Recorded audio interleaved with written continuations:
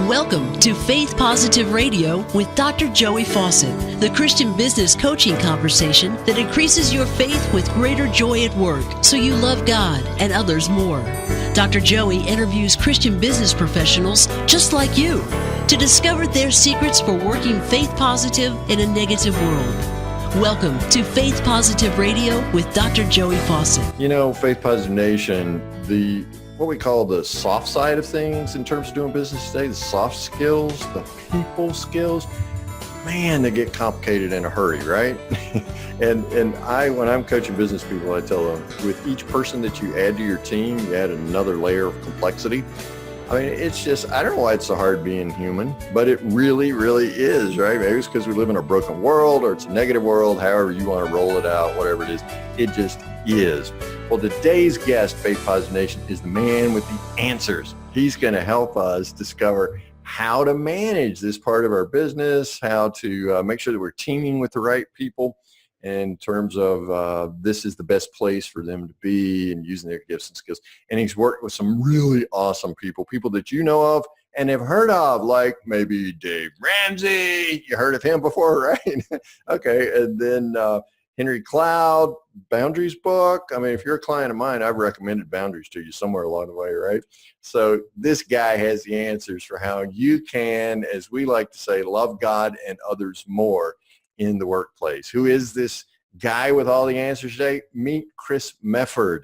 Chris has worked with Dave Ramsey in the Entrepreneur Leadership Program, and he's worked with Cloud and Townsend, been their EVP.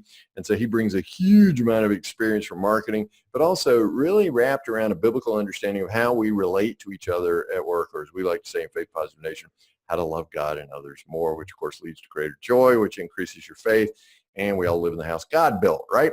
So Faith Positive Nation, help me welcome to Faith Positive Radio today, Chris Mefford. Chris, welcome.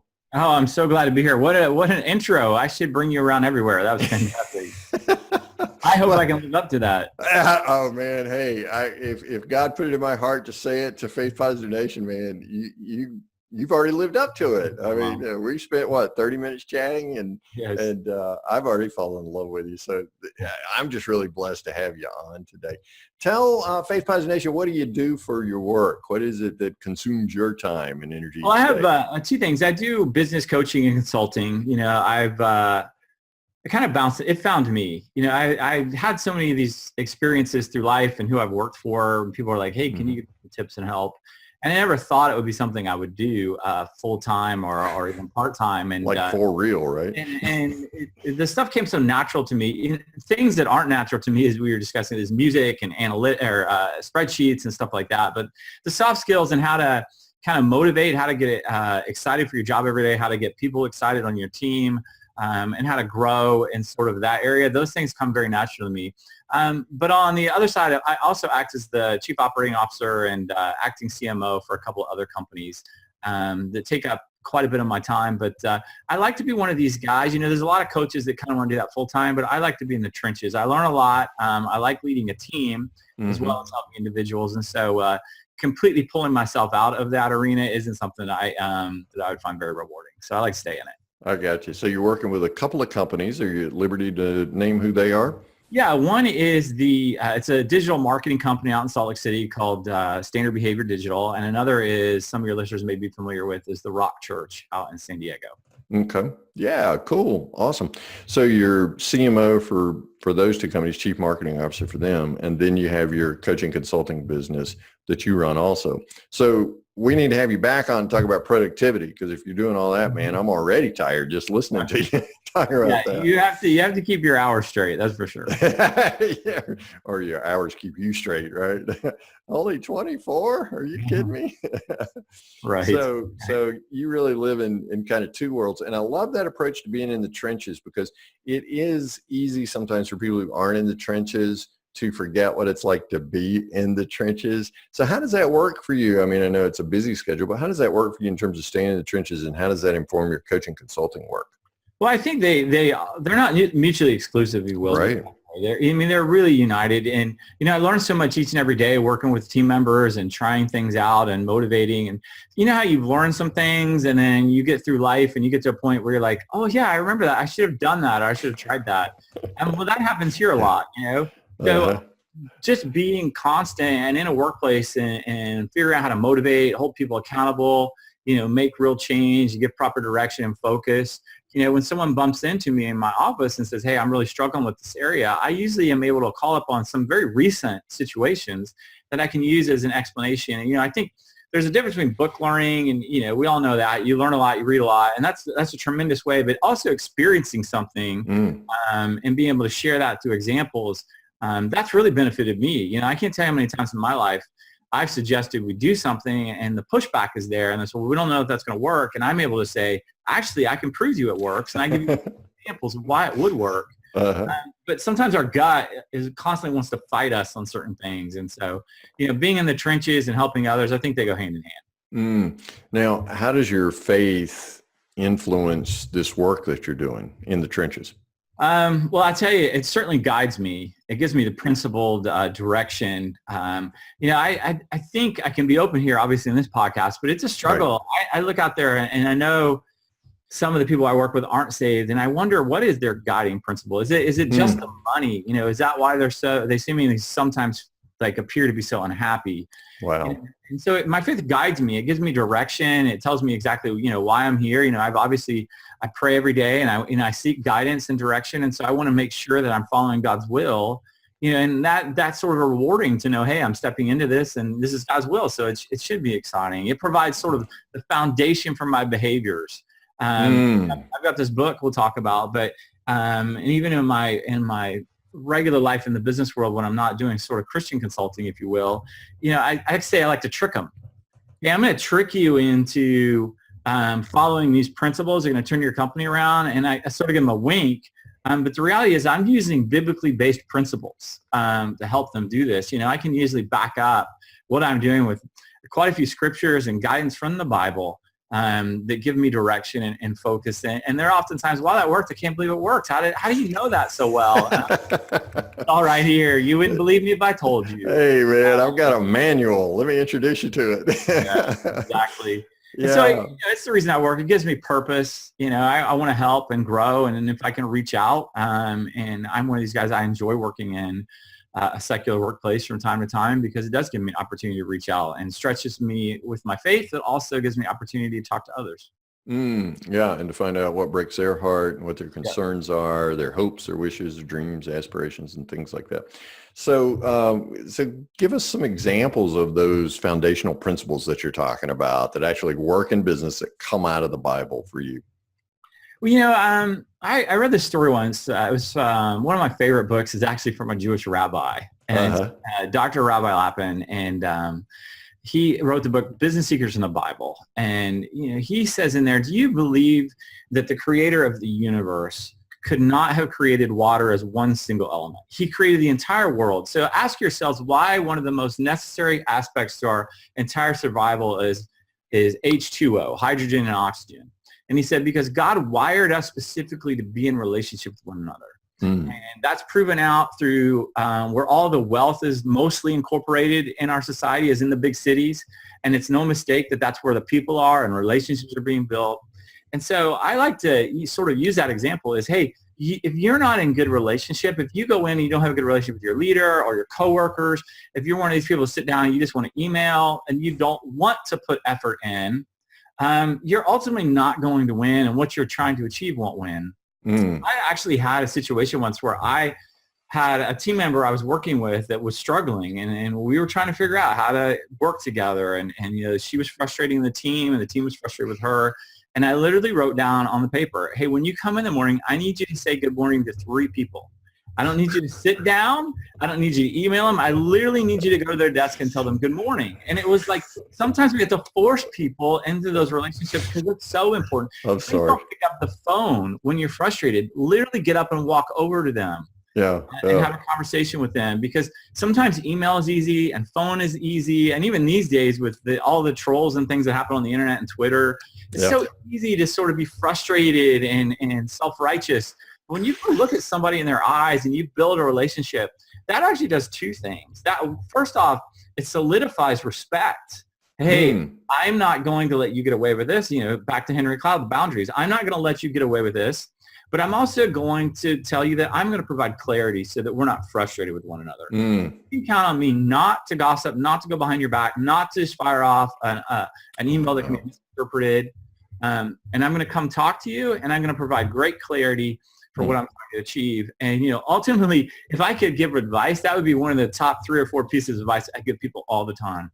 Go talk to people. Go talk to people. And failure to communicate properly are some of the biggest problems corporations and companies make day in and day out. You mean I can't just walk into my office, sit down, and text somebody good morning? I have to go look at them.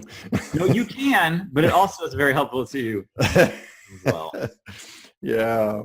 Well, and man, you're talking about community and H2O, great example there of how hydrogen and oxygen live together to create the most basic element of our existence, right? Right. I also love the fact that God himself is in community, right? Because you got God Creator, God Son, God Holy Spirit.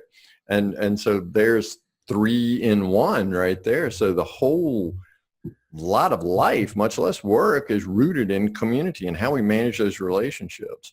I heard, sorry. Go ahead. As you're stating that, it reminded me of a message I heard once where someone had said, hey, what if we stopped calling them the 10 Commandments? What if we referred to them as the 5 principles of connectivity? And the first 5 deal with God's relationship with you. That's right. The next 5 deal with man's relationship with God. Right. And how we all work together in connectivity. And how would it change? They wouldn't just be rules or laws now. They'd be opportunities for you to learn and grow and actually put to use in your life that doesn't feel so negative. Nobody likes laws and rules. Yeah. They are there to help you. And how we'd all benefit from that, because you're exactly right. The first ones are about your relationship with God, and the rest of them are relationship with neighbor, right? Yep. Yeah, don't be lying or stealing or cheating or, stay away from your neighbor's spouse, those kinds of things. It really makes a lot of sense. And the amazing thing is life goes so much better when we live by those, right? We live in the right relationship with God and with each other. Or as we like to say in Faith Positive Nation, so you love God and others more. That's a whole lot easier for you and me to talk about on Faith Positive Radio than it is to live it out every day. So how do we as Christians, how do we be positive, faith positive Christians in a negative world? Because there's somebody watching to listen to this podcast, Chris, saying, man, you don't work where I work. Right. Well, Dr. Jerry, there's a couple of things at play here. First off, change is hard or change is easy. Now, that's a really trite statement, I get. But oftentimes if I say, hey, I want to get off the couch or do something simple, like that's a change. Right. But where change is really hard is when there's an emotional toll that has to be paid for change to happen. And so, if we go to where I used to work, Dave Ramsey's built a successful company around essentially common sense. Spend less than you make. But common sense ain't so common anymore, right? Right. And I think it's because, hey, you have to not only just change the way you spend money, you have to change your relationship with money, how you think about money, your emotional capacity with money, usually other people involved if you're in a relationship that has to come into consensus as well with that. Jenny Craig, same thing, consume less calories than you burn. That's how you lose weight. Ultimately. And so, that's the process of emotional change is much harder to convince someone. If, in marketing, if I want to convince you to go get a shirt from Target, I'm going to put a really handsome person or a beautiful lady in this dress or whatever it might be, create an identity that you want to emulate. And ultimately, you're just going to snap your fingers and go get that dress. Oh, yeah. And probably put it on your credit card. That's right. So I need Dave Ramsey's Financial Peace University. That's an easy decision. Like nobody's really impacted, but an emotional decision, it takes a lot more to stand up for it. And if we take that into the workplace, let me give you an example of what that would look like. A lot of times people tell me, hey, I want to have the best workplace. I want to be voted best place to work. I want to hire great team members. I don't want to keep bad team members on. So let me ask you, why is that the case? Almost 80% of all your listeners are going to probably say, there are people here I'm frustrated with that don't do good work. I don't work in an amazing workplace. I'm not overjoyed every day when I come into work. And so where is the problem that lies in that? And I think it's because a lot of companies will say they want that. But when it comes down to it, you've really got to change the way you handle things emotionally, and also impacts your team emotionally. And so I call those core values what are the non-negotiable things that you would never compromise on how you did business. We're always excellent. We use our strengths to lift each other's weaknesses. We have fun type things, not necessarily, I call it the playbook, sort of how you conduct business day in and day out. People can consistently count on you to follow these rules. But if someone comes up to you and says, well, do we really have to be excellent this time? Can't we just get this out the door really fast? Can't we just do this or that and compromise? As a leader, you have to stand in the gap, or you have to say, okay, we probably do this one time. And Jim Collins wrote a whole book about this. It's phenomenal. Good to great. Good is the enemy of great. If you want to get to great, you have to be uncompromising. You have to be willing to stand in the gap and fight and say, no, that emotional change is going to happen. I'm going to deal with that person. I'm going to deal with this issue. I'm going to take it head on. I'm going to hold those accountable. But ultimately, that's really hard to do because people's feelings and relationships get involved, and they pull back and they'll settle. And so once they settle, that's what happens. Exactly. And Ed Friedman talks about being a non-anxious presence in the midst of well-differentiated or self-differentiated leadership. And that's exactly what you're talking about, because you're going to have mutiny. People around you are they're going to boat you off the island, and they're going to push you off the gangplank or something like that. They're going to mutiny and say, okay, you can go that direction. We go this direction. Yeah. How do we as Christians stay committed to our core values in the midst of that mutiny? Well, I think a couple of things. I keep saying a couple of things. How about 3 things, 4 things? I don't know. I'm just satisfied with 2, man. We're just looking for something to do. Right. Yeah. So the issue with staying grounded is, let's take out the integrity things, the things that are uncompromised. If someone asks you to steal or to lie or to manipulate, whatever, you're just going to say no. Those tend to be, I don't want to say easy. They're easier for some of us, right? They're big sins, right? We know about those. That's not hard. I think where the challenge is, if you say, how do you stay true to your Christian principles? Ultimately, is you as a leader, and then we'll kind of go down if you're not in a leadership position. But ultimately, if you are in a leadership position, you have to stay grounded and affirm. And I think there's a contradiction here. A lot of people think if I hold people accountable, if I stand my ground, if I tell people what my convictions are and I hold true to them, they won't like me and I'll get in trouble. And often my experience is that is the exact opposite. What happens is people respect you more, they'll listen to you more, and often you'll get promoted faster. Seth Godin, in his book Lynchpin, something similar to this. He said, if you ask a leader or a boss what an ideal candidate on the team would be, they would often say, hey, he comes in on time, she does her work, and she doesn't or he doesn't commit any problems while they're there. That's ultimately what I want. And Seth goes on to say, but you know what? Those people never get promoted. Think about it. Those people never get promoted. They're not challenging the status quo. You can't count on them to sort of push you further along ahead and help out. And then second, you have to kind of come to the realization that you want to win. Your company needs to win more than you want people to like you. Man, so, that's huge right there, buddy. That was big for me because I really wanted people to like me. Now, I'm not saying by any stretch these aren't mutually, these things can't happen together. Right. But ultimately, if you've got someone who keeps dropping the ball or someone whose drama is creating problems in the office, is not allowing you to achieve things, and it's taking your focus off what you need to be doing, you need to deal with it, because ultimately God has called us to win. And I feel like sometimes in the Christian marketplace, Christians can be too wimpy. Stand up for ourselves, or we can't push in. That's not who we are, and that's not at all. I mean, Christ pushed in a lot. Every day in every way, and man, he was pushing in on religious people too, right? Yeah, exactly. And so he had a goal, and he was bound and determined to get there, no matter who he had to offend in order to make it happen. And so I think there's a difference between being offensive for the sake of personal emotional gain. Yeah. I just made you feel good. And expensive fighting for the right things to get the right things done. And so, like I said, when I ultimately said, hey, I'm tired of dealing with this issue and I really like this guy, but I really want this. I come in here every day and pour my heart and soul out in this job, in this position for this thing. And I'm so tired of having to deal with this issue that this guy brings. I've got to get rid of him or work towards getting rid of him or manage something or tell someone, because that's not focused. And so, back to your original question, how does a Christian step in or do that? I think you have to have your convictions and say, ultimately, what is the goal? And you stick to the goal. What's the mission? Right? What's the mission? And that's what Christ did. He stayed focused on that mission. And man, every step of the way, he had somebody looking to drag him from that. I mean, numero uno, right by his right side, Peter, he looked at him and said, get behind me, Satan, if that's what you're going to do.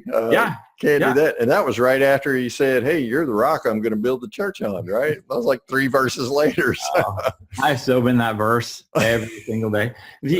Allowing poor behaviors with little accountability weakens the team. And a lot of people totally weakens the team. I'm in grips with that. Yeah. And for me, Chris, it weakens the faith as well. Because when I negotiate my faith right there, then I'm going to negotiate a little bit more and a little bit more. And so I'm not going to be doing all things with excellence as unto the Lord, right? I'm going to compromise at that point. And it looks like to me, we as Christians ought to be able to step out and be courageous like that because we want to bring out the best in others. And so that's holding them accountable to be their best selves. I see Christ in you. I want you to work at peak performance, right? And so it's my job as your leader to help bring that out in you. Now, how we collaborate around that, we can do the dance and figure that out, right? But if we're created to live in community, it looks like I should work for mutual benefit, for your best and my best. And then together we glorify God. I mean, does that make any sense? Yeah, it makes perfect sense. Yeah. So one of the challenges we face as Christians is being wimpy. Mm-hmm. Yeah. And it's kind of like we want to back up. Well, okay. And we just, can I say tolerate that kind of poor behavior? And I'm not talking about whether somebody's a believer or a pre-believer, or whether they believe the way that we do, or we agree on the number of angels that can dance on the head of a pin. I don't care about that.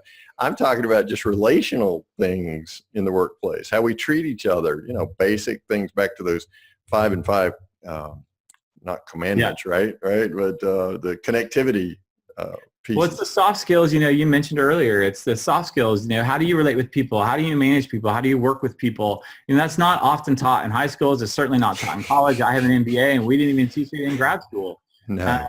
And so I think it gets overlooked a lot of times. And so sometimes people get put into leadership because they really are good at the spreadsheets and stuff. They're really terrible managers. And that breeds resentment. Unmet expectations often breeds resentment. And so when there's not clarity, there's not focus, there's not guidance, I get resentful, or the leader gets resentful because he feels like he's being clear. The reality has not been.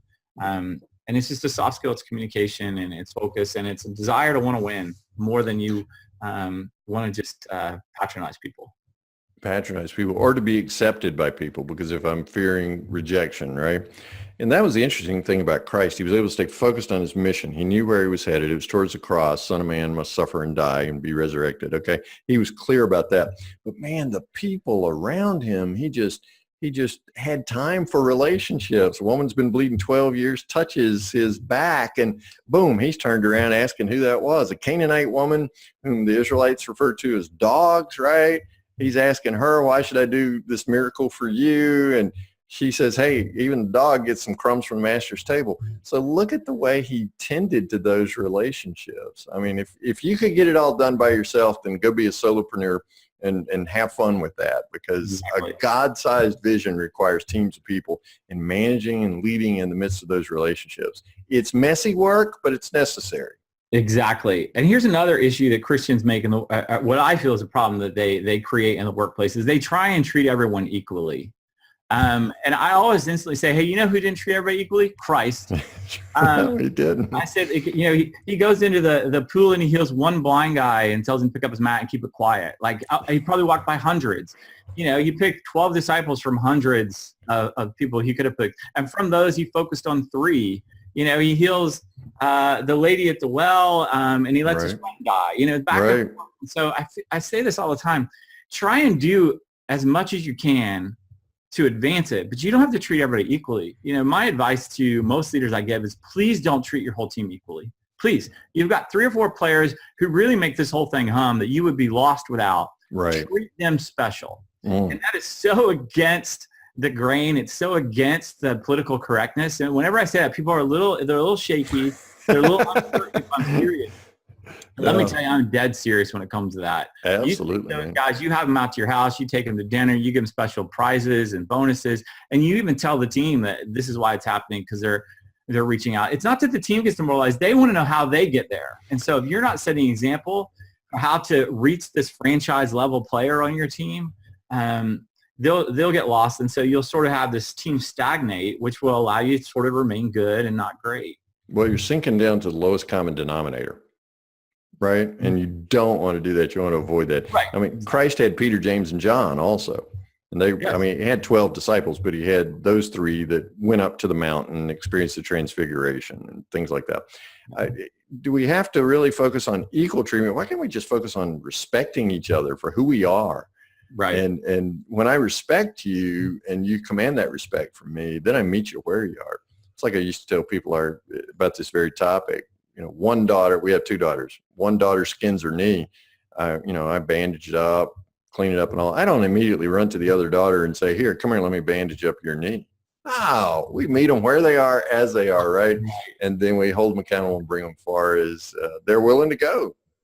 Yeah, hold and respect me. I love the movie Miracle. It's about the 1980s hockey team. Right. There's this great line. I don't know whether Herb Brooks actually said it, but it was really well written. It makes for a good movie. And he sort of cuts all the players before the tryouts even happen. And his coach looks at him and says, are you crazy? And Herb Brooks looks at him and says, hey, I'm not looking for the best players, Craig. I'm looking for the right players. And so when it comes to respect, like you said, hey, just because you're not leading a team of 50 people, that doesn't mean you're not on the right seat, and I don't need you on my team. Right. And I want, so respect comes in many forms, certainly as a Christian businessman.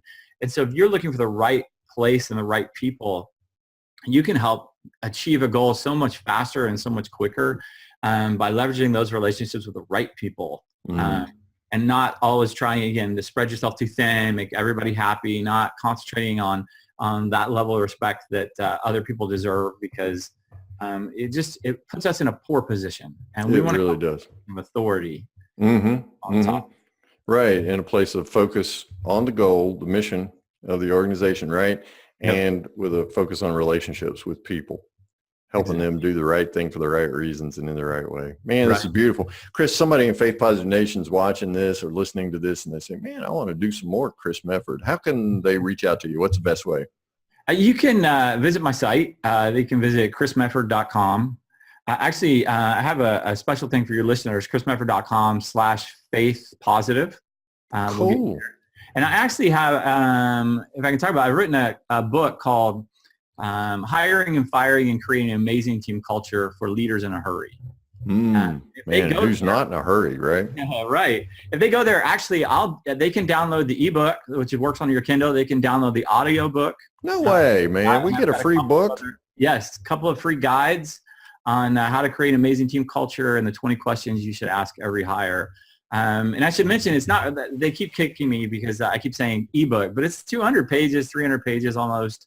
And so it's not a little ebook. It's a no, man, it's not a 45-page booklet. This is a full bore book, man. That's awesome. So it's Chris Mefford, MEFFORD.com/faithpositive. That's the spot. All right. Awesome. And you'll find that in the episode copy. So if you're running on a treadmill, please don't knock your teeth out, just keep going. Or if you're walking the dog, just relax. It's in the episode copy. You'll find it on Chris's page on our website at getpositive.today, or you'll find it on iTunes, Stitcher Radio, YouTube, wherever good people go to watch Faith Positive, right? Man, that's awesome. So we get the ebook. I'm going to have to grab that. And there's an audio book there too, for those of us who are on the go. And you said there's a document there where the 20 questions we have to ask. Yeah, if you're hiring someone, 20 questions you should ask every hire. And then when it comes to creating core values that guide your company and corporation, okay, got a little guide to help you kind of get that process started. Wonderful, man. That's great. The kind of stuff I do when people hire me to consult. So okay. Man, you're giving away the farm, aren't you? We really appreciate your generosity. Help some people. Oh, absolutely. Well, I love that. Well, I have such a deep appreciation for Dave Ramsey and the leadership piece that he does. And I know he asks so many questions. So being able to get those 20 questions, because I know they were a part of your process with him, man, that's gold right there. So Faith Positive Nation, make sure you go to chrismefford.com/faith positive. Faith Positive Nation always wants to know from our guests before I let them go about a favorite Bible verse. So what drives Chris Mefford? What's his favorite Bible verse? I'll tell you, my favorite Bible verse has been the same verse for a long, long time, and that's 1 Thessalonians 5:11. Therefore, encourage one another and build each other up, just as in fact you are doing. And Kim Blanchard says it this way. If you ever read his book, The 1 Minute Manager, he says, hey, put your hand up if you feel like your boss or your leader gives you too many compliments. I have yet to meet anybody who said, "Oh, I'm just overappreciated." Right? And so that's a great verse for me. Encourage people. It really motivates them. It gets them excited. It's a great way to build relationships. People love to feel encouraged, and so that's one of my favorite verses. It speaks to me. I like to be encouraged, and I like to encourage others. And it takes so little to encourage somebody else, just walking up to 3 people in the morning and saying good morning when you get there, right? How good does it feel? It's what stands out to me is back in grad school, you do these big projects sort of at the end. Mine was like employee incentives. I kind of drew it out of a hat. And as I was looking into it, money was down the list. What was at the top of the list? Affirmation, encouragement. That's the way to motivate your team and employees the best is give them affirmation, encouragement. Tell them you appreciate what they're doing and how hard they're working. And some of us like me are so easy. If you'll just pour me a cup of coffee and bring it to me. Yeah, exactly. I will work my butt off for you. Yeah. It's so funny. A lot of this stuff that seems so complicated is really the easiest thing to do. And so it really is. Common sense, I think, is overused, but just be focused on how to build and solidify relationships. People are difficult. We are. They're gonna, you're gonna project your needs on them over and over again, and so you need to know that you go at it from what their needs are, and that was a lot further along. Oh, that's beautiful. So 1 Thessalonians 5:12. That's 5:11. Your favorite. 5:11. Okay, is your favorite verse. Great. Well, Faith Positive Nation, go encourage somebody today at work the same way that Chris Mefford has encouraged you. The website is chrismefford.com/faith positive. You get a free ebook, not a light one, a big one, and you get some assessment guides there to help you out, and 20 questions that you should ask somebody when you're a part of that hiring team. Chris, man, you have blessed us so much today. God bless you, your work that you do. Man, you're just really making a difference in the world. Your lovely wife and those 2 incredible kids. We just pray God's blessings on you today, buddy. Thanks so much for the gift of your time and wisdom. Thank you very much. I'm glad to be here. Thanks for listening to Faith Positive Radio, the Christian business coaching conversation that increases your faith with greater joy at work so you love God and others more. Suggest guests and ask questions when you email Dr. Joey at info@getpositive.today. And be sure to get your free gift of the 5 positive business conversations to have today coaching program at getpositive.today. Until next time, may God bless you with everything your heart can hope for and more than your mind can imagine.